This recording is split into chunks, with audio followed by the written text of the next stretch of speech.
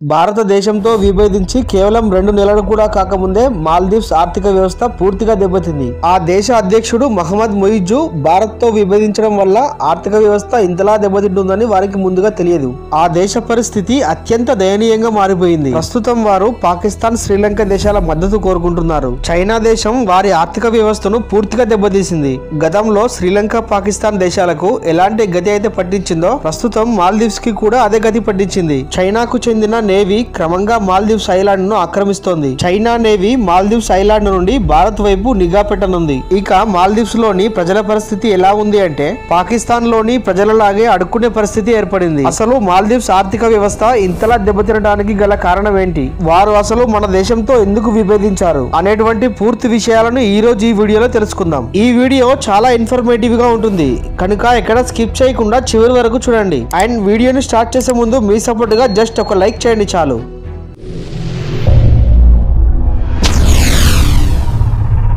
మాల్దీవ్స్ అభిప్రాయం ఏంటంటే భారత్ను ఏ దేశమైతే విభేదిస్తుందో ఆ దేశానికి చైనా సహకారం అందిస్తుందని మాల్దీవ్స్ గుడ్డిగా నమ్మేసింది. అది నిజమే అయి ఉండొచ్చు, కానీ ఆ దేశ ప్రధాని ఒక్క విషయం మాత్రం మర్చిపోయారు. గతంలో పాకిస్తాన్, శ్రీలంక దేశాలు భారత్ తో విభేదించి చైనాతో చేతులు కలిపాయి. చైనా మద్దతు పొందిన పాకిస్తాన్, శ్రీలంక దేశాలు ప్రస్తుతం ఎలాంటి పరిస్థితులు ఉన్నాయో మనందరికీ తెలిసిందే. ఇక మన దేశ ప్రజలు పర్యటించే దేశాలలో మాల్దీవ్స్ మొదటి స్థానంలో ఉండేది, కానీ ఇప్పుడు అది 5వ స్థానానికి పడిపోయింది. దీంతో మాల్దీవ్స్ ఆర్థిక వ్యవస్థ పూర్తిగా దెబ్బతింది.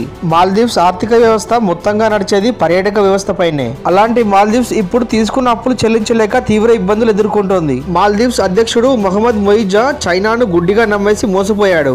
ఇప్పుడు ఆ దేశమే వారి పాలిట శాపమైంది.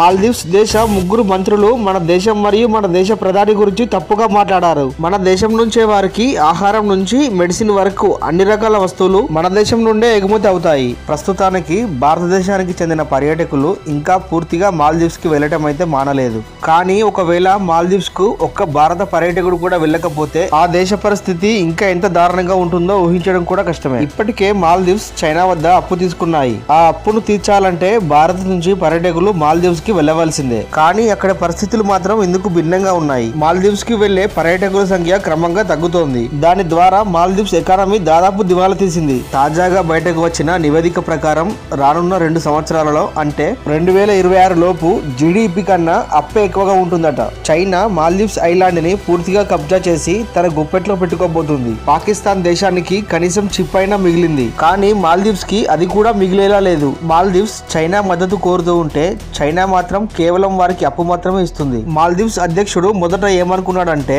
వారి దగ్గర అప్పు తీసుకొని పర్యాటక రంగాన్ని అభివృద్ధి చేద్దాం అనుకున్నాడు. కానీ వారు మర్చిపోయిన విషయం ఏమిటంటే చైనా ఇచ్చిన అప్పు కంటే మాల్దీవ్స్ కి భారత్ నుండి వచ్చే పర్యాటకుల ద్వారా వచ్చే ఆదాయమే అధికం. కొన్ని సర్వేల ప్రకారం చైనా నుండి మాల్దీవ్స్ అప్పు తీసుకోవడమే ఆ దేశ ఆర్థిక పరిస్థితి దివాలా తీయడానికి ఒక కారణంగా చెప్పుకొచ్చింది. 2026 కల్లా మాల్దీవ్స్ పూర్తి స్థాయిలో దివాలా తీసే పరిస్థితి ఏర్పడింది. ఇలా చైనా దేశం చిన్న చిన్న దేశాలకు సాయం చేస్తున్నట్టు నమ్మించి వారిని పూర్తిగా నట్టేట ముంచేస్తున్నారు. ఇలా చైనా వద్ద అప్పు చేసిన ఏ దేశమైనా సరే చివరికి వారి చేతిలో కీలు బొమ్మగా మారాల్సిందే. సరిగ్గా మాల్దీవ్స్ విషయంలో ఇదే జరుగుతుంది. ప్రపంచ బ్యాంక్ అప్పు ఇవ్వని కారణంగా చైనా వద్ద అప్పు చేయవలసి వచ్చింది. ప్రస్తుతం ఇలాంటి పరిస్థితుల్లో భారత్ మాల్దీవ్స్ కి సాయం చేస్తుందా లేదా చైనా మాల్దీవ్స్ ని పూర్తిగా స్వాధీనం చేసుకుంటుందా అనేది వేచి చూడాలి. సో ఫ్రెండ్స్, చూసారు కదా, ఈ వీడియో మీద మీ అభిప్రాయం ఏంటో కామెంట్ రూపంలో తెలియజేయండి. అలాగే ఈ వీడియో కనుక నచ్చినట్లయితే ఒక లైక్ చేసి మీ ఫ్రెండ్స్ అండ్ ఫ్యామిలీకి షేర్ చేయండి.